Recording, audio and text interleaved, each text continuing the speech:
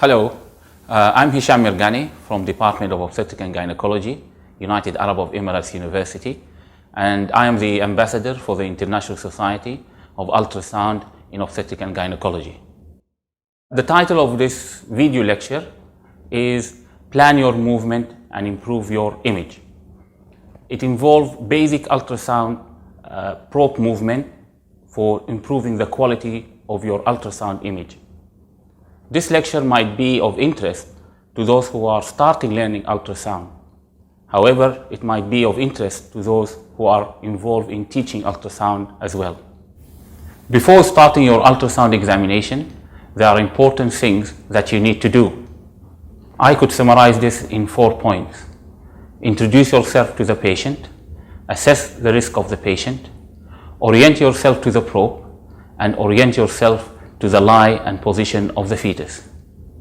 When introducing yourself to the patient, make sure that she is aware of the nature of your examination, and it's very important to make sure that she is comfortable as well. It is important to assess your patient for certain risk factors, such as hypertension, diabetes, genetic and chromosomal abnormalities, because this might direct the focus of your ultrasound examination.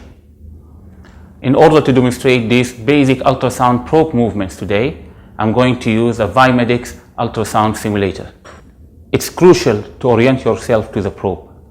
There are 3 ways of doing this. The first, look at the front of your probe. There is always a mark. This could be a protrusion or a colored line or even sometimes a light.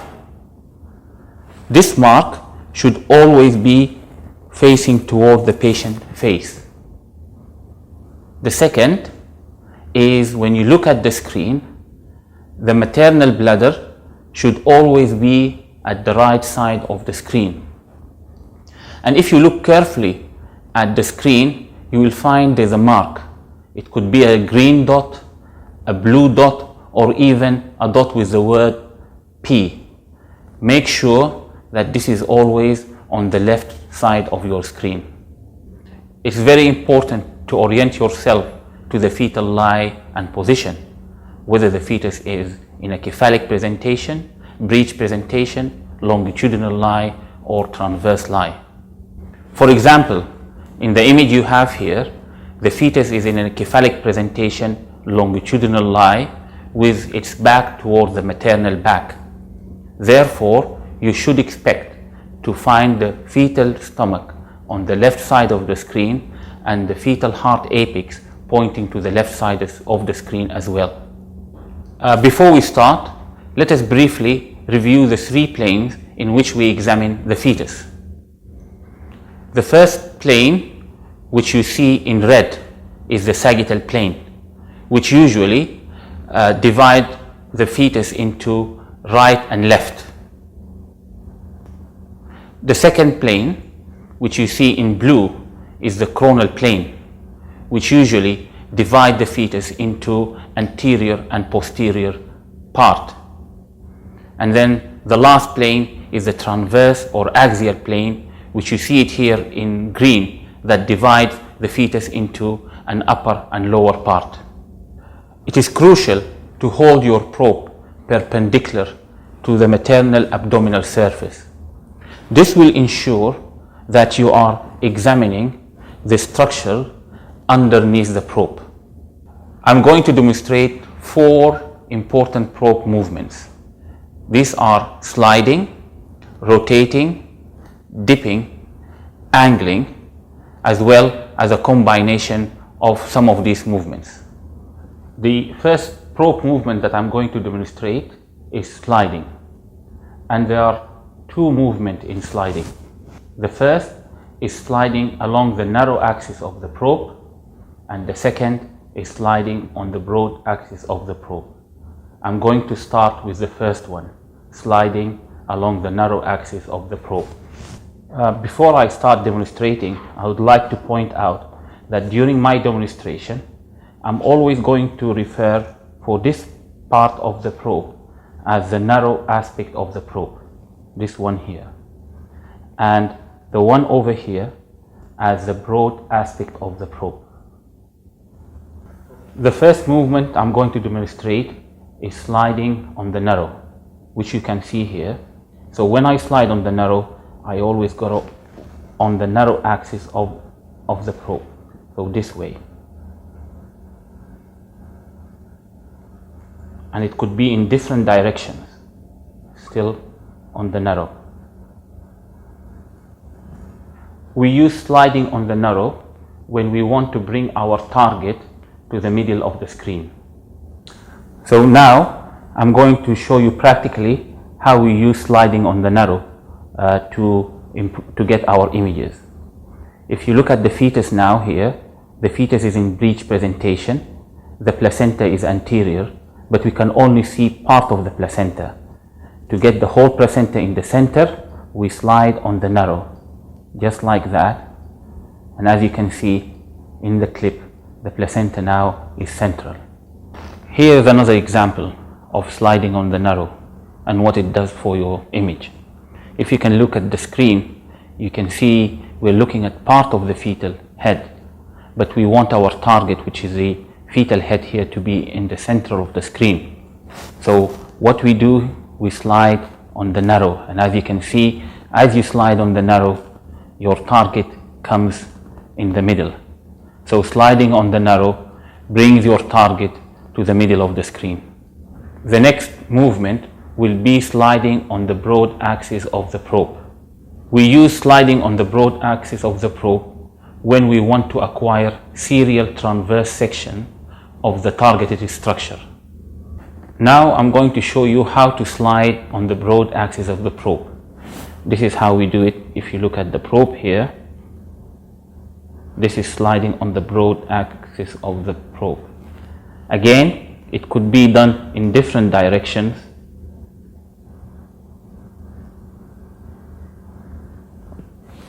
So now I'm going to demonstrate to you how moving your probe on the broad axis will change the image you have on the screen. If you look at the screen there, we have the abdominal circumference level. If I need to get the heart of the fetus, all I need to do is slide my probe on the broad, just like I'm doing now, and you can see I'm moving from one section to another transverse section where I'm getting the heart. The next example that I'm going to use for sliding on the broad axis of the probe is examining the fetal vertebrae on an axial view. If you look at the screen there, I'm at the level of the bladder, so I'm at the level of the pelvis.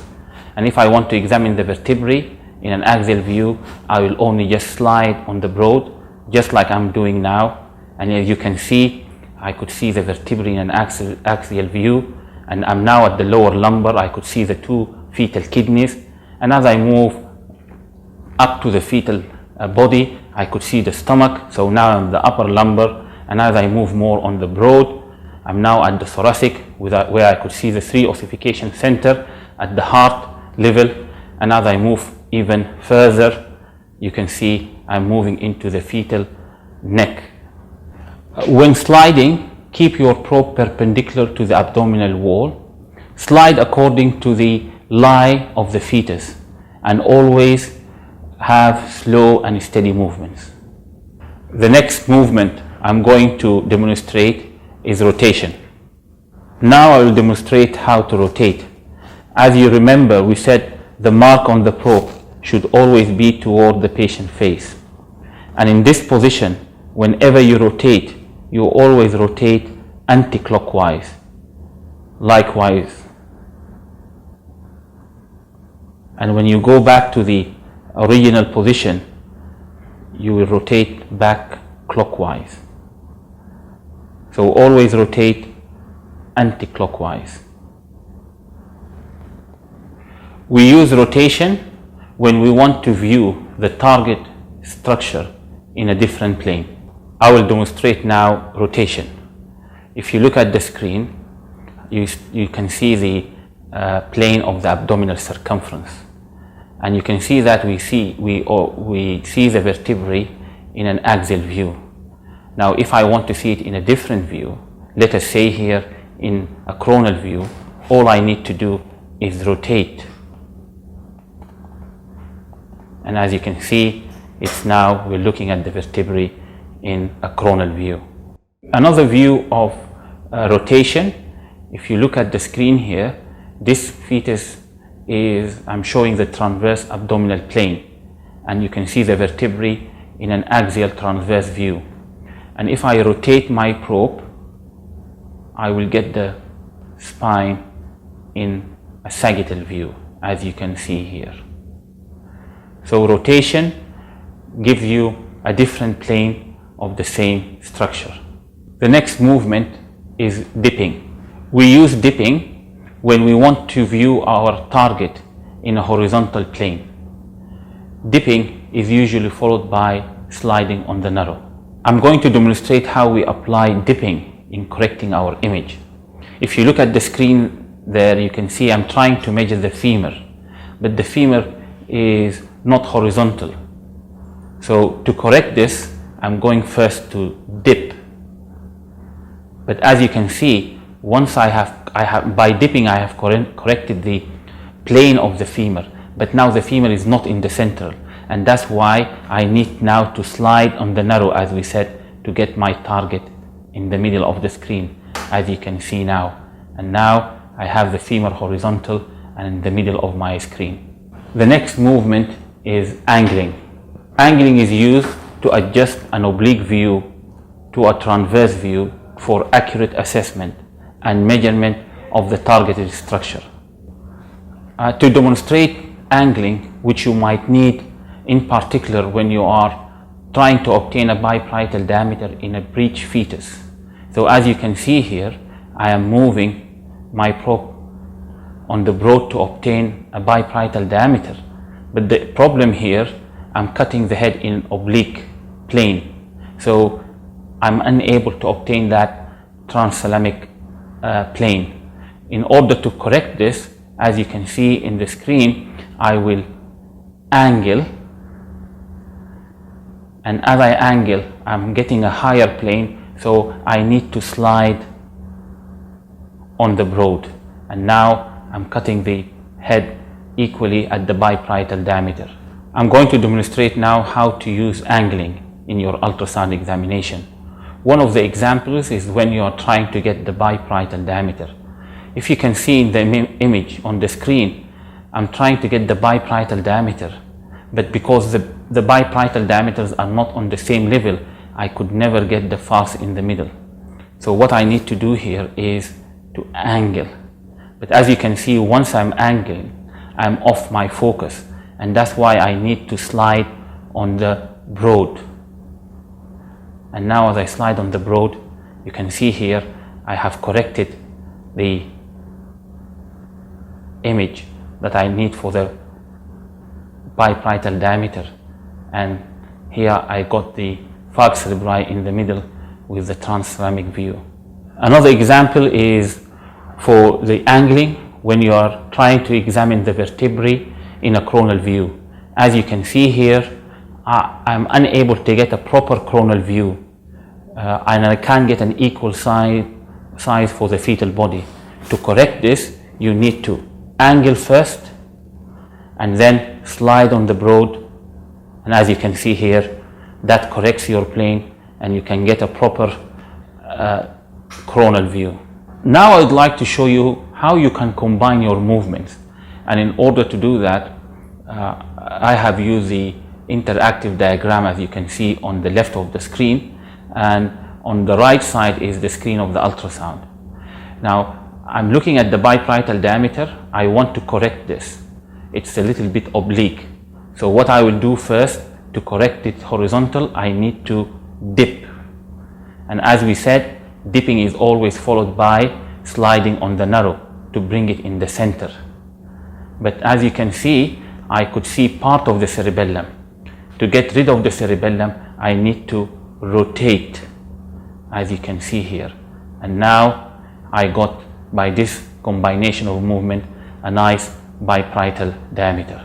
So now I'm going to show you another combination of movements, and this is basically to get the fetal face.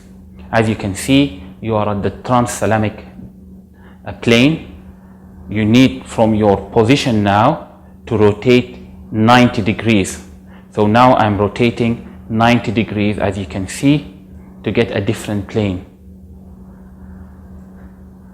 And then I slide on the broad to move in front of the face. And there you can see you have the face. And if you want to correct the lips and nose, if you want to get it better, you can rotate even more. As you can see there, you can see now the nostrils. And if I want to get it in the center of the screen, I slide on the narrow. And if I want to get a good view of the other angle of the lips, I angle and slide on the broad. And there you got the whole lips. Another example of using a combination of movements is when you're trying to get a sagittal view of the spine. Now, if you need a sagittal view of any structure, you need to bring it at 12 o'clock. You need to bring a transverse view of that target at 12 o'clock. And that's what we're trying here with the spine. This is a transverse view of the abdomen. In order to bring the spine at 12 o'clock, I'm going to dip. And dip is always followed by sliding. And I'm dipping more and sliding, dipping and sliding until I get the spine at 12 o'clock. Once you get a transverse view at 12 o'clock, all you need to do now is rotate to get it in a different plane.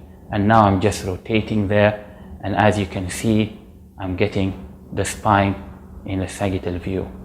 Another example of a combined movement is when trying to measure the long bones. I'm going to demonstrate here measuring the tibia. In the screen you can see I have the femur.